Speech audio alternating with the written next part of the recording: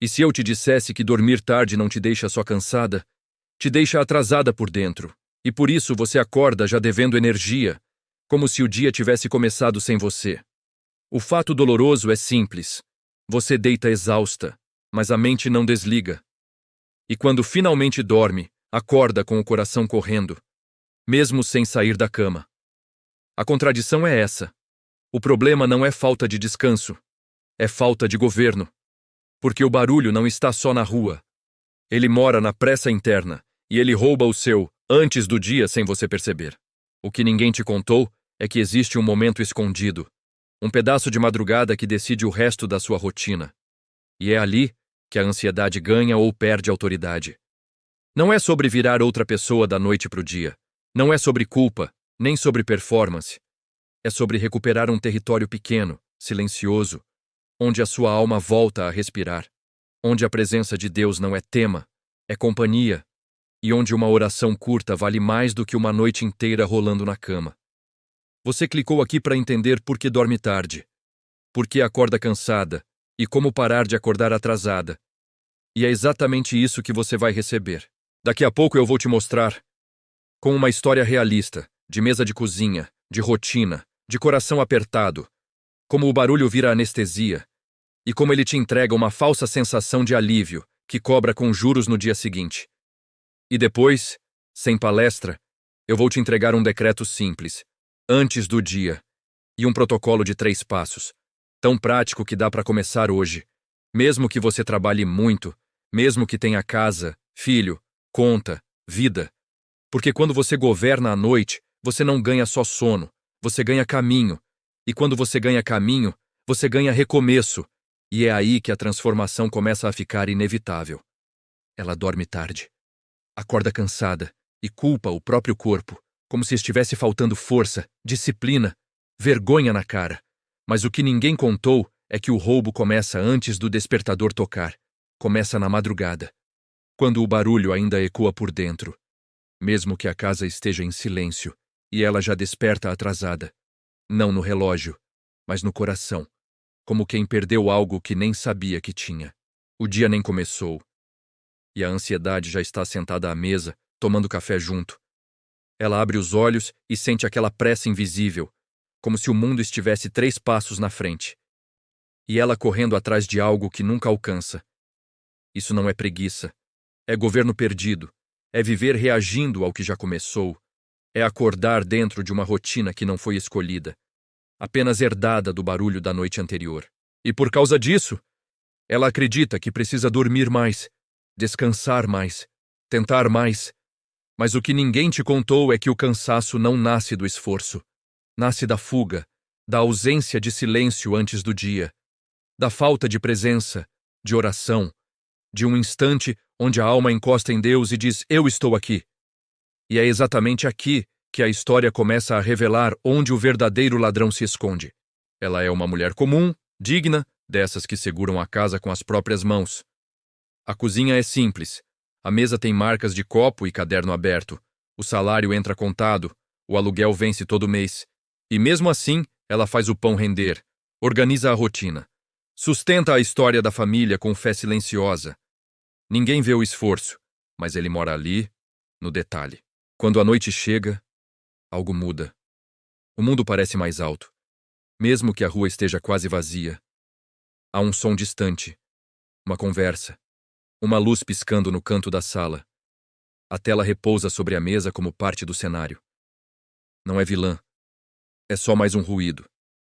E por dentro dela cresce um vazio estranho, como se a paz estivesse sempre atrasada. Sempre para depois. Ela sente que deveria descansar, mas algo chama, um pensamento puxa outro. Uma preocupação encontra companhia. A ansiedade faz visitas educadas que nunca vão embora, e o silêncio começa a incomodar. Porque no silêncio a verdade fala. E ela ainda não decidiu se está pronta para ouvir, e é exatamente aí que o ciclo começa a apertar. Ela acorda à tarde, levanta correndo, café apressado, bolsa no ombro, a rotina já começou sem ela. O relógio não espera, e a sensação é sempre a mesma, como pedalar uma bicicleta sem corrente. Muito esforço, pouco avanço, o corpo cansa, Mas o caminho não muda e o coração percebe, mesmo que ela finja não perceber. O dia vira uma sequência de urgências: resolver, responder, apagar incêndio, cumprir prazo, atender demanda, tudo importante, nada essencial. Ela trabalha, sua, enfrenta trânsito, organiza casa, paga boleto, mas o governo do tempo não está nas mãos dela, está na reação. E quem vive reagindo nunca constrói, apenas sobrevive. Quando finalmente a noite volta, ela sente que não viveu, apenas atravessou o dia, como quem corre atrás do vento. E então promete que amanhã será diferente, que vai acordar antes, que vai organizar a rotina, mas sem silêncio, sem presença, sem oração. A promessa vira mais um peso, e o ciclo recomeça. Mais uma vez. À noite, quando tudo deveria desacelerar, ela procura movimento. Não é festa, não é excesso, é fuga, um som distante, uma conversa prolongada, pensamentos que não se calam, qualquer coisa que impeça o silêncio de ocupar a sala.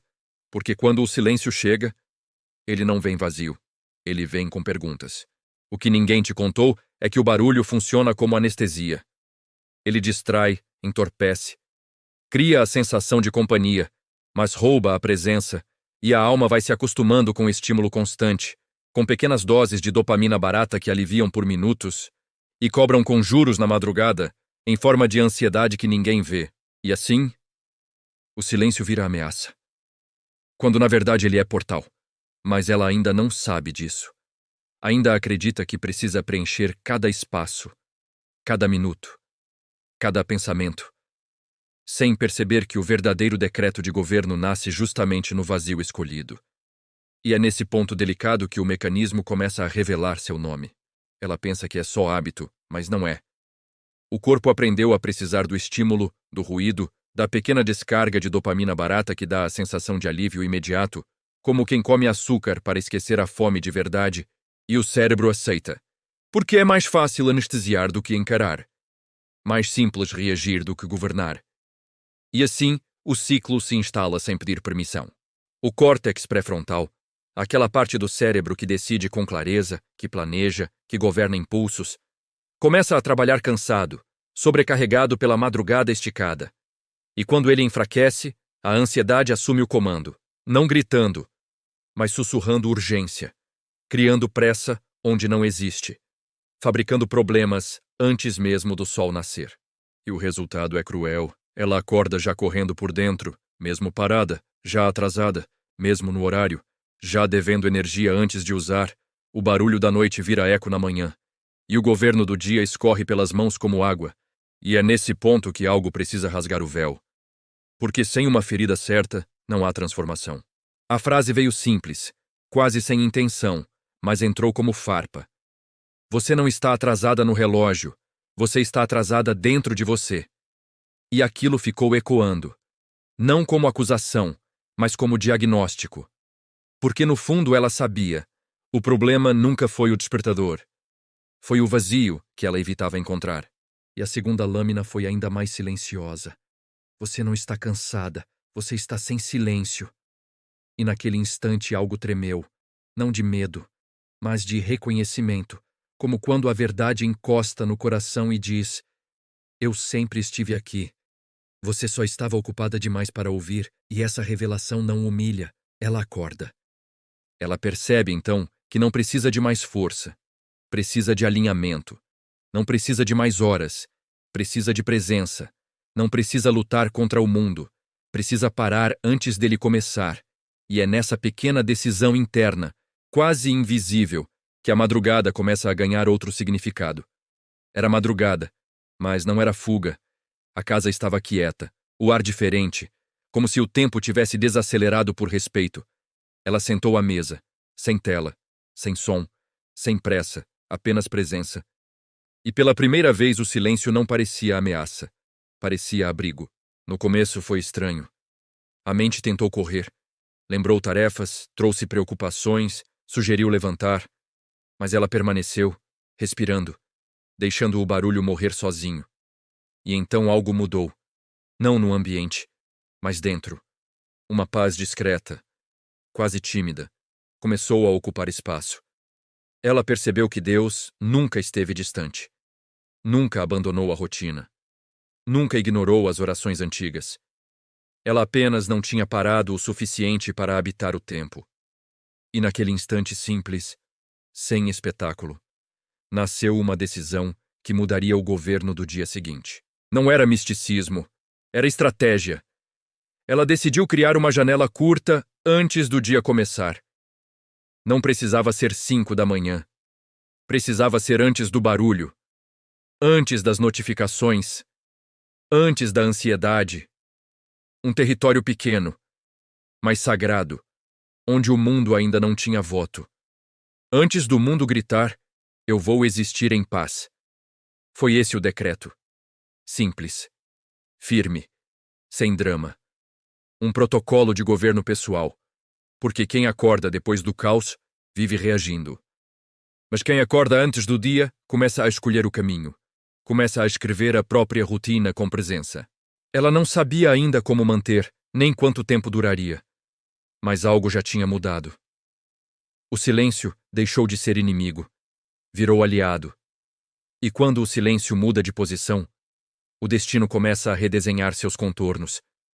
E agora vinha a parte mais delicada: transformar decisão em protocolo. Decidir é poderoso, mas protocolo sustenta. E ela entendeu que sem estrutura, o barulho voltaria sorrindo.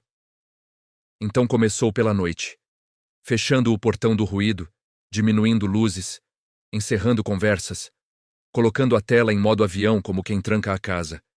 Não contra o mundo, mas a favor da própria alma, preparando o terreno antes da semente. Depois preparava o coração, banho morno, água na cabeceira, uma oração curta e honesta, nada teatral, apenas presença.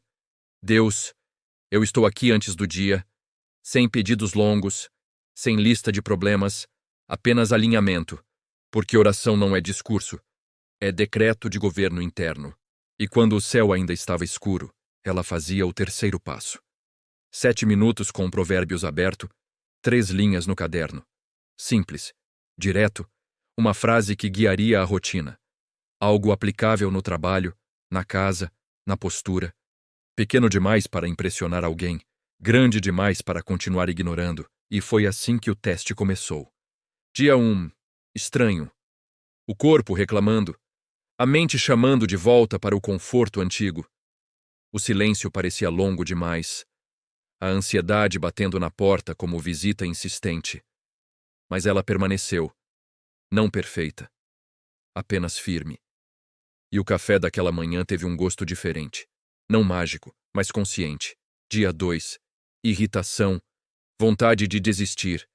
Sensação de que nada estava mudando. O velho impulso sussurrando que era exagero. Que dormir mais seria melhor. Que aquela rotina não faria diferença. Mas ela lembrou do decreto, antes do dia, antes do barulho, e sustentou a posição, mesmo sem aplauso. Dia 3. Algo sutil aconteceu. A pressa diminuiu meio tom. O coração acordou, menos acelerado. Uma decisão no trabalho saiu mais clara. Uma resposta foi dada com calma. A casa parecia mais leve. Não porque os problemas sumiram, mas porque ela começou a habitar o tempo, e isso mudou o eixo do dia. Ela percebeu então, o dia não aumentou, o salário não dobrou, as tarefas não desapareceram, mas algo dentro estava diferente. Ela parou de perseguir o relógio, parou de fugir do silêncio e começou a ocupar cada hora com presença, como quem senta no próprio trono e assume jurisdição. O devocional deixou de ser obrigação. Virou encontro. Provérbios não era mais leitura, era estratégia. Cada versículo parecia ajustar pequenas engrenagens internas, como se o sistema ativador reticular, aquele filtro do cérebro, começasse a destacar oportunidade onde antes ela só via dívida, recurso onde antes via escassez. E quando ela deixou de reagir, começou a escolher, e quando começou a escolher, a ansiedade perdeu autoridade. Não porque desapareceu, mas porque perdeu o governo, e é aí que a transformação silenciosa começa a tocar outras pessoas, mesmo sem anúncio. As pessoas perceberam, não porque ela anunciou mudança, mas porque o barulho já não governava a presença dela. Havia firmeza na voz, clareza nas decisões, menos ansiedade na rotina, e quando perguntaram o que tinha acontecido, ela não entregou teoria, entregou uma frase simples. Eu parei de acordar atrasada por dentro. Ela explicou sem espetáculo, madrugada, silêncio, oração honesta. Provérbios aberto, 3 linhas no caderno, um decreto antes do mundo gritar. Nada místico, nada pesado, apenas governo. E então, disse algo que mudou o ambiente. Meu primeiro dia começou quando eu escolhi antes do dia. E ali não era mais sobre sono. Era sobre jurisdição. Agora eu quero que você faça algo. Não amanhã. Agora. Vá nos comentários e escreva apenas isso. Day 1. Antes do dia. 3 palavras que não são comentário, são decreto. E depois responda com honestidade. Qual é o seu ladrão da noite? Ansiedade. Barulho. Preocupação. Dormir tarde. Tela como ruído. Escreva. Porque quem declara assume governo. E amanhã você volta aqui e escreve. Day 2. Porque transformação verdadeira não é discurso. É sequência.